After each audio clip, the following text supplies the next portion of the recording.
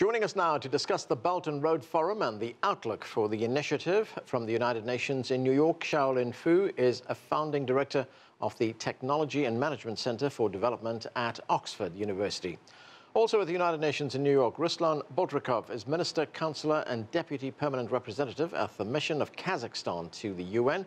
And with me in the studio, Andrew Small is the senior transatlantic fellow with the Asia program at the German Marshall Fund. Thanks to all of you for joining us.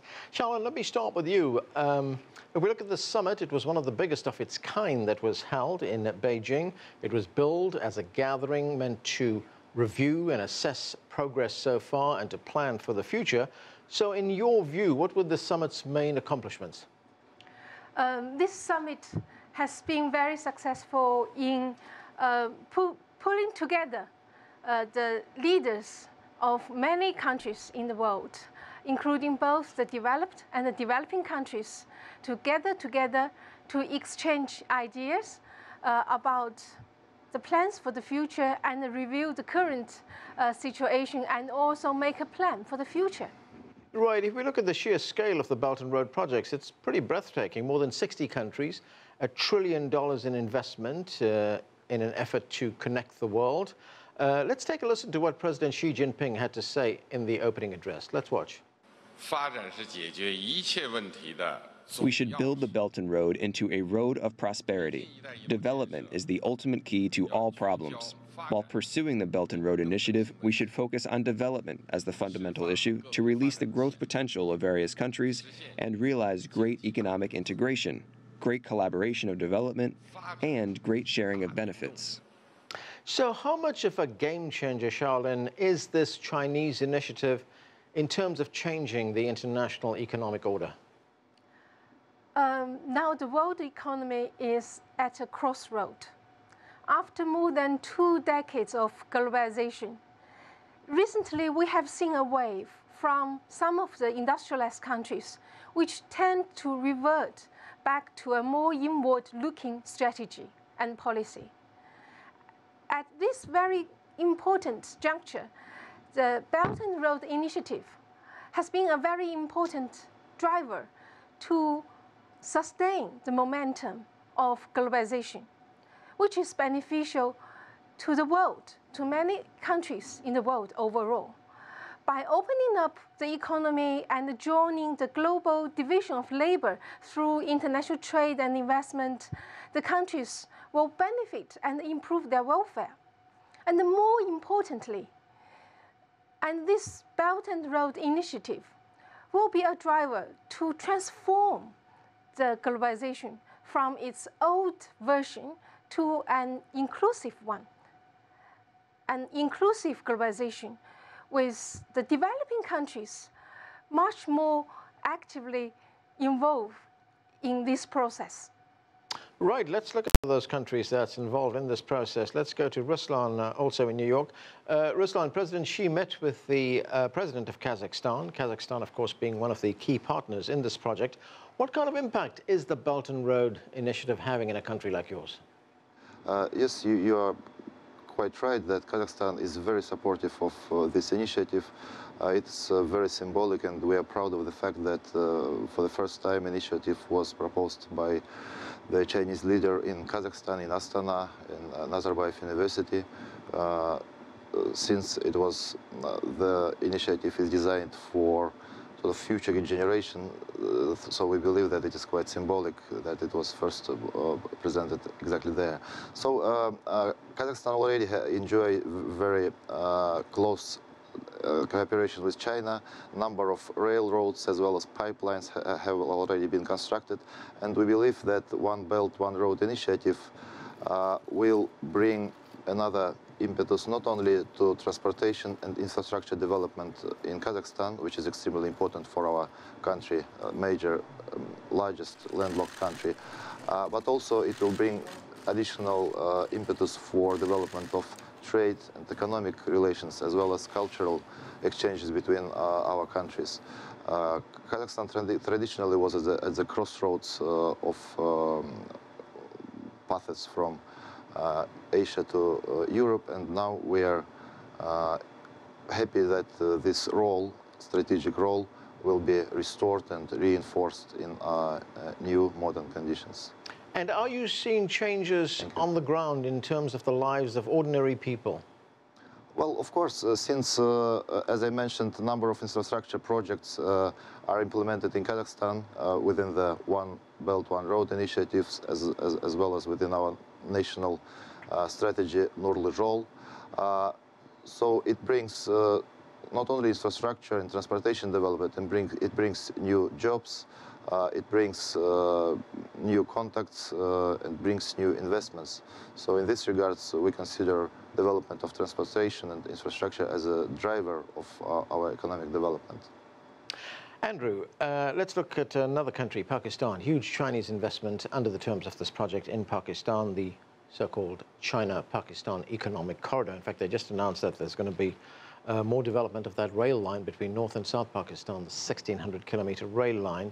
And we look at the development of a port like Gwadar, which is very important for Pakistan. What does Belt and Road bring to a country like Pakistan?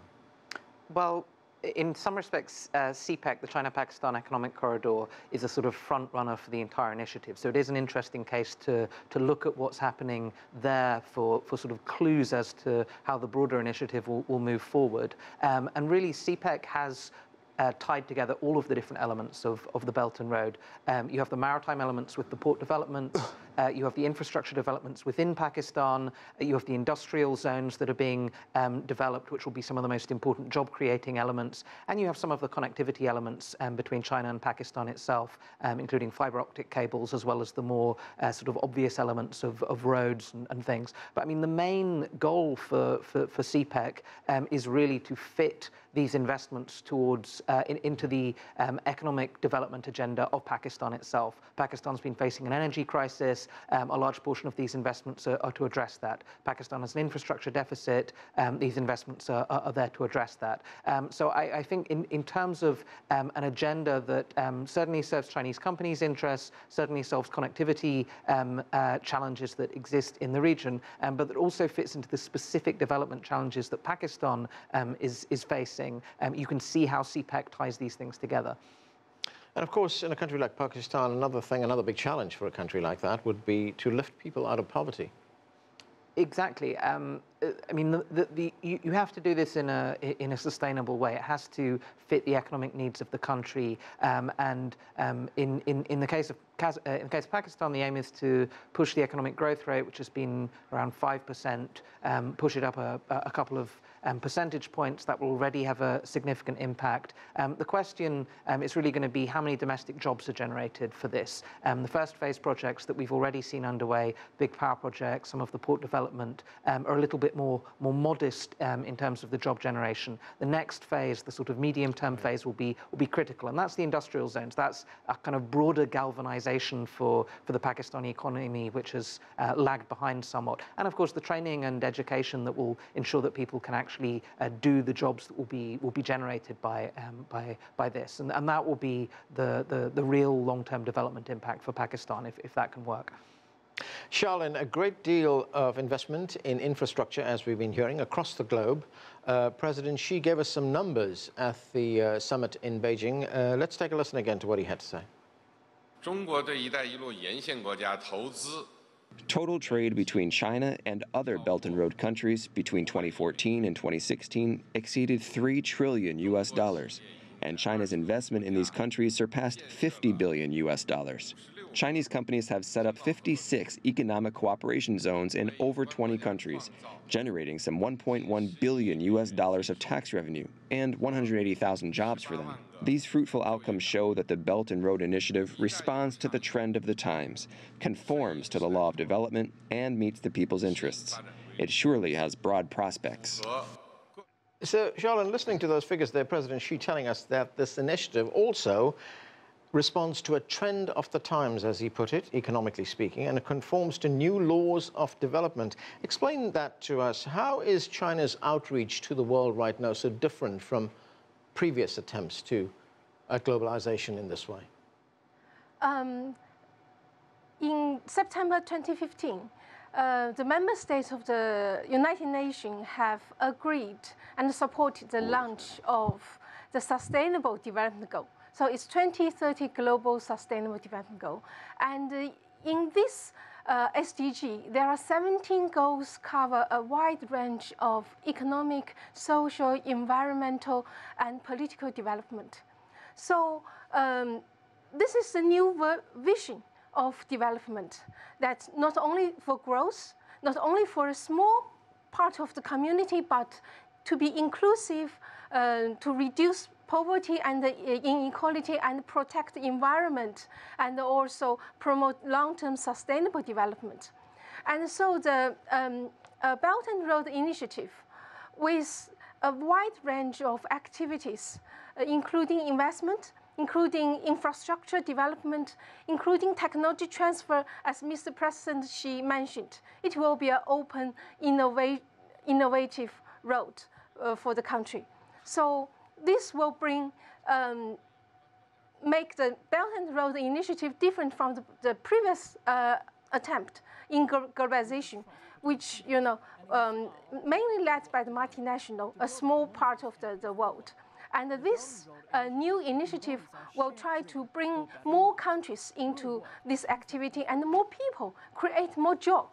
And the Chinese investment, by using more labor-intensive technology in their protection, are likely to provide and create more job opportunities for the countries.